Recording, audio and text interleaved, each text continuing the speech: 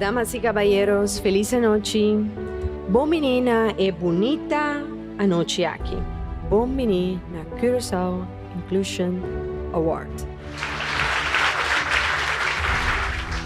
E agora nós avança quem tesong kulo recebi e award. Young professional, the newest owner, Avila Beach Hotel. Ik ben zeer vereerd met deze, al met de nominatie en nu al helemaal met de prijs. Ik had niet verwacht te winnen van Dolphin Suites natuurlijk, maar toch heel erg bedankt en we gaan ervoor, ja. Lanos mawak, ta king ta esong kutabay ko e award di e restaurant ko ting tour lo que ting mester con persona de Rolsul por disfrutar di e restaurant. E restauranta Nautilus.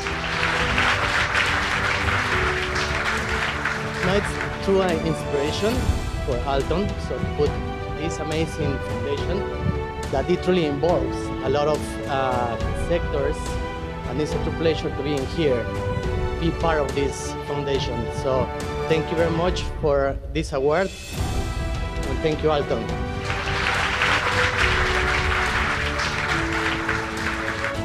Ganador para Most Accessible Employer ta Ibis Management. Para nós é um prazer mais grande mesmo, para nós Nelson dá amor. Nós temos Nelson de serviço, pessoa. Nelson está fora que te rostul. Nelson tem developer fantástico. Nelson está desarrollar com emane, não? Com querer fantástico. Nós estamos proud de e nós estamos contentes que nós podemos participar dessa aqui. Alton, mais para bem, então mandamos bisau foi por meio de bonita iniciativa. Mais danke. Agora aqui, que para você van receber de nossos artistas no local também, com seguro, lo vou quedar encantar com ele. Vai receber com forte aplauso, Cristian Correa. Inclusão não está incluir den cidadão nang susinti. Porta se botar tribi, nang decidi de aceitar que a vida também está conta, que a vida também está bal. Mas para cego e ausente que leita, vou mester sintito, que é norma mester ta igualdade.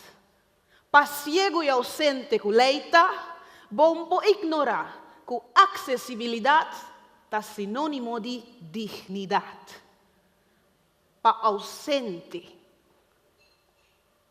que leita,